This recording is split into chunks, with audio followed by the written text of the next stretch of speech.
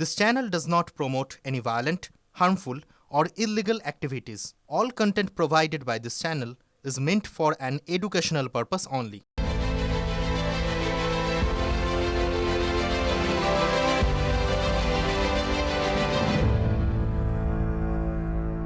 कि 2026 में बंगाल में 2/3 बहुमत के साथ भारतीय जनता पार्टी की सरकार बनेगी। বলেছেন 2/3 পাবো, এখন আর বলতে পারছে না इस बार 200 पार।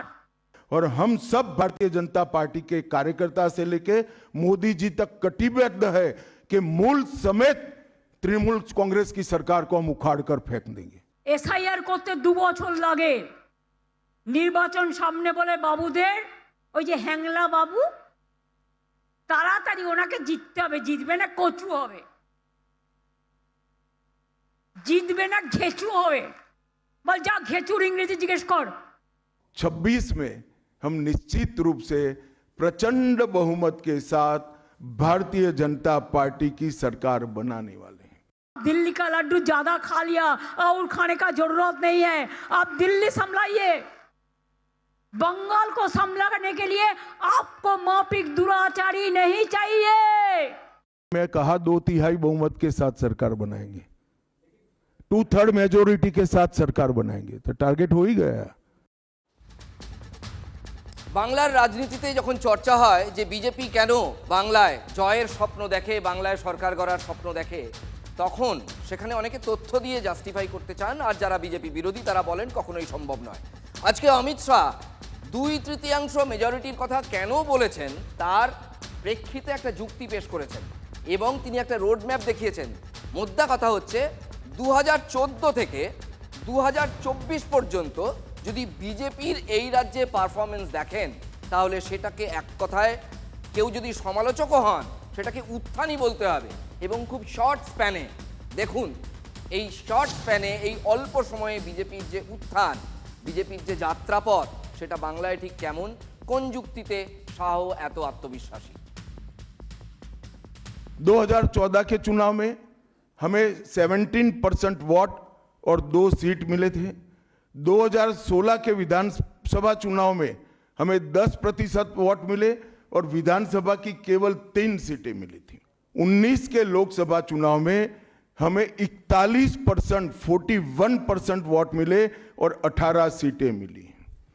और 21 के विधानसभा चुनाव में हमें 38 वोट मिले और 77 सीटें मिली। जिस पार्टी को केवल 3 सीट मिले थे वो पार्टी 5 साल के ही अंतराल में 77 सीट प्राप्त करी। 24 के चुनाव में भी हमने 39% वोट प्राप्त किया, 12% सीट प्राप्त की, 12 सीटें प्राप्त की। और 26 में हम निश्चित रूप से प्रचंड बहुमत के साथ भारतीय जनता पार्टी की सरकार बनाने वाले हैं। বাঁকুড়ার বর্জরার সভা থেকে জবাব দিয়েছেন মুখ্যমন্ত্রী মমতা বন্দ্যোপাধ্যায়। আগে ছিল কচু, এখন হবে ঘেঁচু। একজন দুঃশাসন এসছেন বাংলায়, ভোট আসলে দুর্যোধন আর দুঃশাসনরা আসেন, ওদের চোখে দেখবেন, দু চোখে দেখলেই আতঙ্ক হবে, এই বুঝি কিছু ক্ষতি করতে এলো রে, এলো রে, এলো রে, এলো রে, গেল রে, গেল রে, গেল রে। तृणमूल कांग्रेस के 15 साल के शासन में भय, भ्रष्टाचार और कुशासन और विशेषकर घुसपैठ से बंगाल की जनता चिंतित भी है, भयभीत भी है और आशंकित भी है। যত দোষ বাংলা এই রাজনৈতিক হ্যাংলা, রাজনৈতিক হ্যাংলার দল আগের বার এসে বলেছিল ইসবার 200 পার হয়ে গেছে, পগার পার। हम 3 सीट पर थे, 77 पर पहुंचे हैं और 77 से अब एज ए मुख्य विरोध पक्ष हमारा अधिकार है कि विफल सरकार को उखाड़कर हमें जनता शासन देगी। সবে যখন তিনি বাংলায় আসতে শুরু করেছিলেন তখন থেকেই তিনি সোনার বাংলা গড়ার স্বপ্ন দেখাতেন বাংলার মানুষকে। আজকেও সেই সোনার বাংলার লাইনেই স্টিক করে থেকেছেন অমিত শাহ। এবং দেখুন সোনার বাংলার প্রসঙ্গে মমতা কি বলছেন। बंगाल की जनता को मैं विनती करता हूं कि मोदी जी के नेतृत्व में पूर्ण बहुमत की, प्रचंड बहुमत की एक भारतीय जनता पार्टी की सरकार बनाइए। हम कवि गुरु की कल्पना का, विवेकानंद की कल्पना का, बंकिम बाबू की कल्पना का बंगाल बनाएंगे, सोनार बांग्ला बनाएंगे। ইলেকশন আসলেই বলে সোনার বাংলা করে দেব, একবার বিজেপিকে ভোট দাও।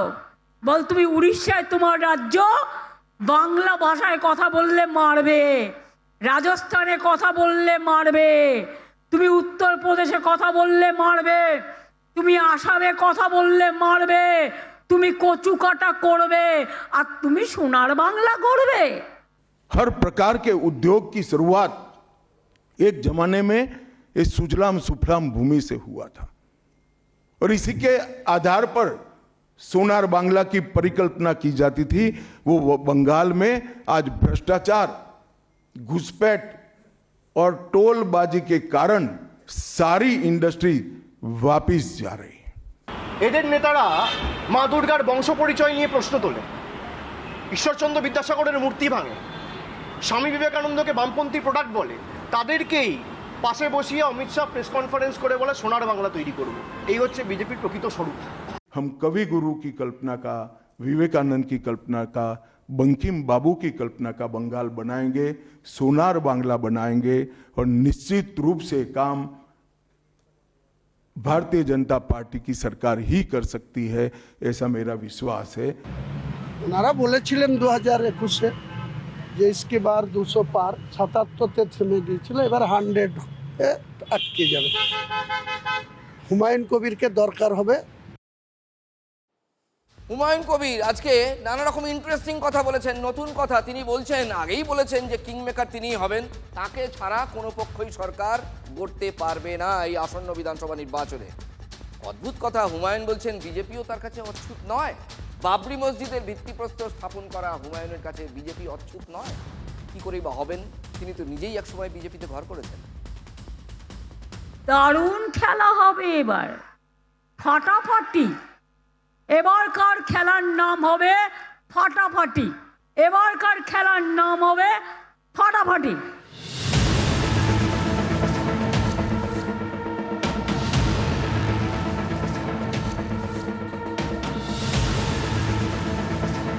हृदय पर बंगाल की हिंदुओं के हृदय पर घाव इतना गहरा बैठ गया है कि कोई मरहम काम नहीं आएगा।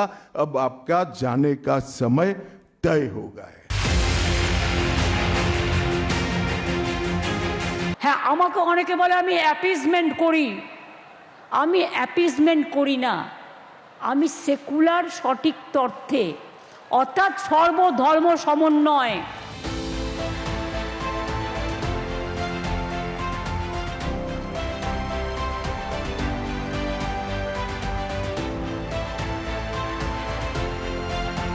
তৃণমূল শাসক দল 294-এর মধ্যে ফার্স্ট পার্টি বিজেপি হতে পারে, তা কোনো মতেই 120 ক্রস করবে না।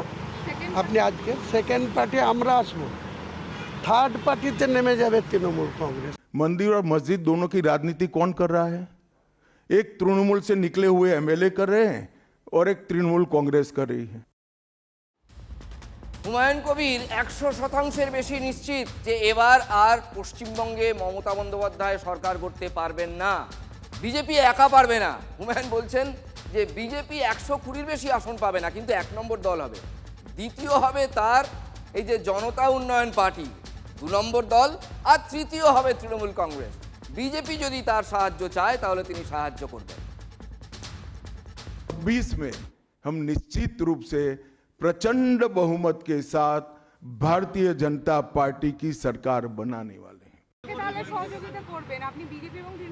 সেটা সময় কথা বলবে, আমার কাছে কেউ অচ্ছুত না। मंदिर और मस्जिद दोनों की राजनीति कौन कर रहा है? एक तृणमूल से निकले हुए एमएलए कर रहे हैं और एक तृणमूल कांग्रेस कर रही है। এরিয়াল গ্রাউন্ড থেকে শুরু করে, গার্ড ওয়াল থেকে শুরু করে, মাঝি থান থেকে শুরু করে, জায়ের থান থেকে শুরু করে এমনকি মনে রাখবেন কনক দুর্গা মন্দির ঝাড়গ্রামে খুব বিখ্যাত। আমি গিয়েছিলাম, ওরা আমায় বলেছিল। चुनाव के वक्त ये सब करने की परंपरा कितनी उचित है वो बंगाल की जनता को तय करना पड़ेगा। তৃণমূল প্রতিদিন অভিযোগ করে যে ধর্মের নামে বিভাজনের রাজনীতি করে বিজেপি। আজ উল্টে এই বিভাজনের অভিযোগ তৃণমূলের গায়ে লাগিয়ে দিলেন অমিত শাহ। গতকাল দুর্গাঙ্গনের শিলান্যাস করেছেন মুখ্যমন্ত্রী মমতা বন্দ্যোপাধ্যায় এবং তিনি বলেছিলেন, অনেকে বলে আমি নাকি অ্যাপিজমেন্ট করি, মানে তুষ্টিকরণ বা তোষণ করি। তিনি বলেছিলেন তিনি সেকুলার। তা নিয়ে চাঁচা ছোলা ফুরফুরা শরীফের পীরজাদা তহা সিদ্দিকিও। আবার দুর্গাঙ্গন নিয়ে খোঁচা মোদির সেনাপতির। দেখুন, তিনি যেটা বলতে চাইছেন অমিত শাহ, যে আপনি একটা সময় পর্যন্ত এত তোষণ করে এসেছেন, মুসলিম তোষণ, পরিষ্কার কথা, যে এখন মন্দির বানিয়ে আপনি গা থেকে দাগ তুলতে চাইছেন এবং আপনি মলম লাগাচ্ছেন, কিন্তু এখন অনেক দেরি হয়ে গেছে। सांप्रदायिक तुष्टीकरण को इस राज्य सरकार ने अपनी नीति के रूप में स्वीकार कर लिया है। अब मरहम लगाने का प्रयास हो रहा है।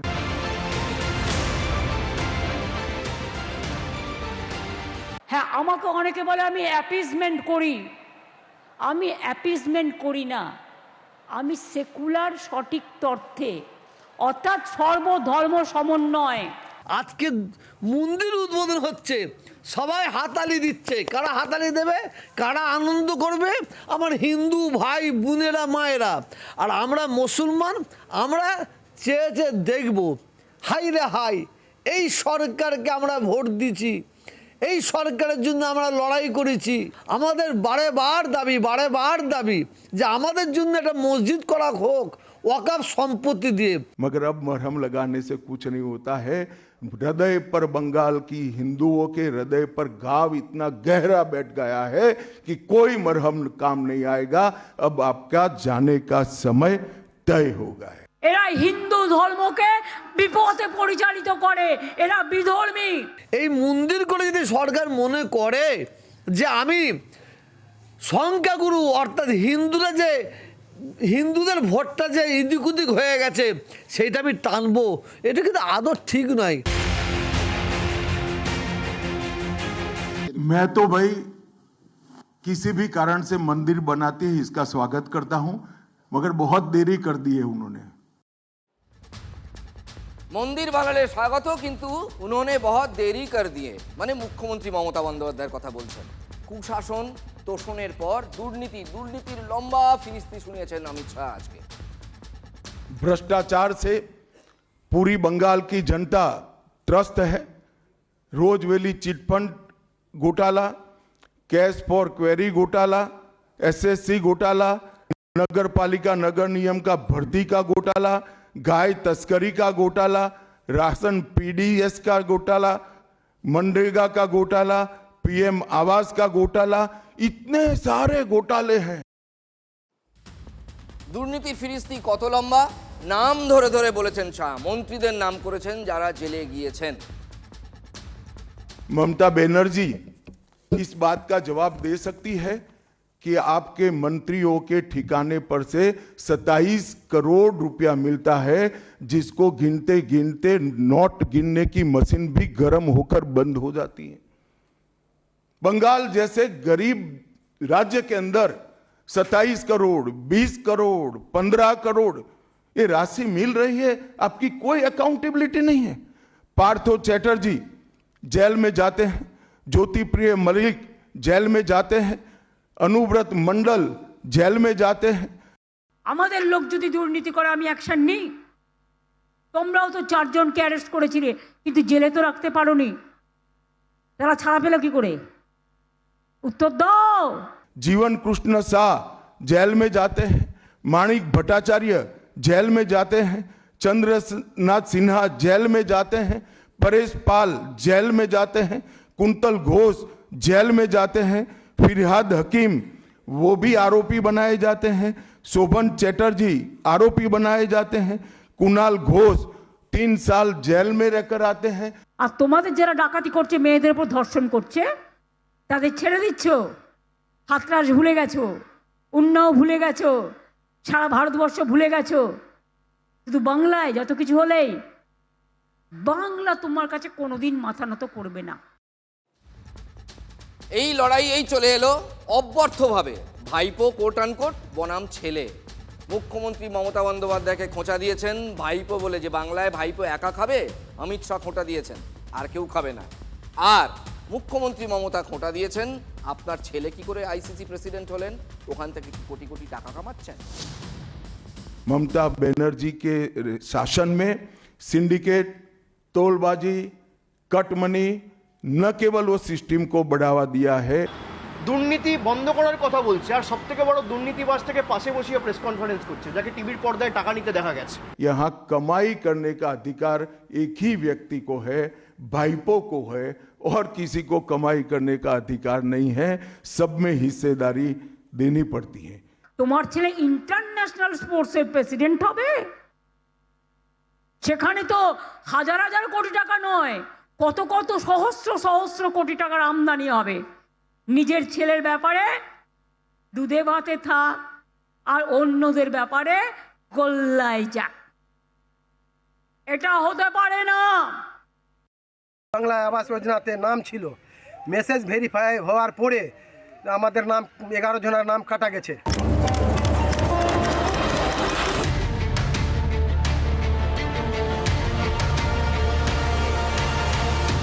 কেন আমি পাবো না? আমার বাড়ি দেখেন যে, হ্যাঁ আমি খুবই কষ্টতে আছি। একটু আগেই দুর্নীতি, স্বজন পোষণ, পরিবারতন্ত্র এইসব নিয়ে আপনাদের দেখাচ্ছিলাম। এই যে খবর রিপোর্ট করা হচ্ছিল মমতা বনাম অমিত শাহ, তাহলে সেই প্রসঙ্গে আসাই ভালো। দেখুন তেমনই একটা প্রতিবেদন। তেলা মাথাতেই তেল পড়ে। যার ঘর আছে সে আরও একটা ঘর পায়, যার পাকা চাকরি আছে, ঘর করার সামর্থ্য আছে, লটারি লাগার মতো তারও আর একটা ঘর জুটে যায়। কিন্তু ঘর পান না ওরা, যাদের তৈলমর্দন করার ক্ষমতা পর্যন্ত নেই। নুন আনতেই পান্তা ফুরিয়ে যায়। প্রধানমন্ত্রী আবাস যোজনায় বঞ্চিতদের ক্ষতে প্রলেপ দিতে বাংলার বাড়ি হয়েছে, কিন্তু স্বজন পোষণের ছবি এতটুকু বদলায়।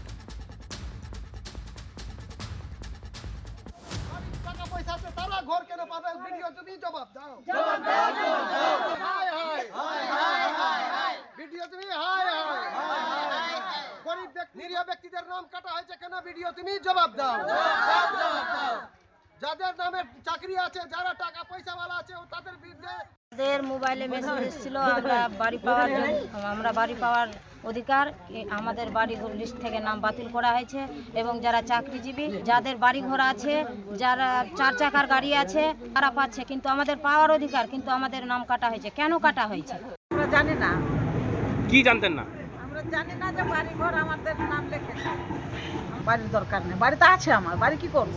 যার বাড়ি না তাকে দাও।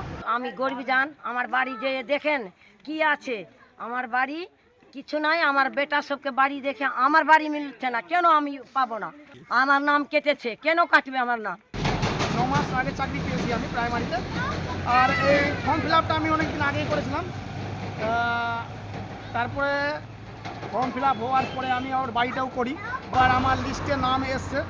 এবং এই লিস্টে নাম আসার পরেও যখন আমি জানতে পেরেছিলাম, আমি বলেছিলাম যে আমার নামটা কেটে দেওয়া হোক, কিন্তু কেন কাটেনি এটার ব্যাপারে আমি জানি না। আমরা তো পাওয়ার অধিকারী, বিডিও সাহেবকে দায়ী করছি, বিডিও সাহেব তো কেটেছেন। এক্ষেত্রে কিন্তু ব্লক প্রশাসনের বিরুদ্ধে আঙুল তুলছেন বঞ্চিত গ্রামবাসীরা। তারা বলছেন টাকা দিতে পারিনি বলেই যোগ্য তালিকা থেকে নাম কাটা গেছে। মানে ঘুরে ফিরে সেই কাটমানি, এই কাটমানির টাকা যাচ্ছে কোথায়? ব্লক প্রশাসন একাই খেয়ে নিচ্ছে, নাকি বখরা শাসক নেতাদের পকেটেও মিলিজুলিভাবে ঢুকছে? যে এই গরিব মানুষরা যত জনাদের নাম কেটেছে, এরা টাকা দিতে পারেনি মেম্বারদেরকে। আর যাদের নাম আছে ওরা ধনী ব্যক্তিদের, ওরা টাকা হয়তো 20 থেকে 30 হাজার টাকা দিয়েছে বলে ওদের নাম টিকে আছে।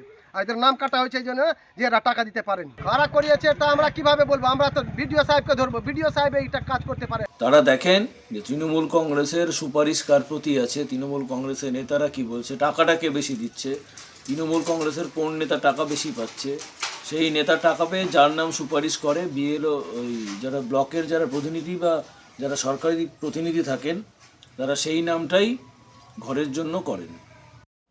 এই যাদের কথা শোনাচ্ছিলাম আপনাদেরকে, সেই বঞ্চিতরা থাকেন মালদার হরিশ্চন্দ্রপুর 2 নম্বর ব্লকের ভালুকা সদরে। অভিযোগ, প্রায় 12 জন যোগ্য উপভোক্তার নাম বাদ দিয়ে এলাকার প্রায় 19 জনের বেশি অযোগ্যকে বাড়ি তৈরির টাকা দেওয়া হয়েছে। টুইস্ট আরও একটা আছে, সকলেই তৃণমূল কর্মী। তথ্য প্রমাণ সহ দলনেত্রীর কাছেই তারা লিখিত অভিযোগ করেছেন। অর্থাৎ এখানে প্রতারিতরা এবং বঞ্চিতরা সবাই তৃণমূল করেন, তারাই বলছেন।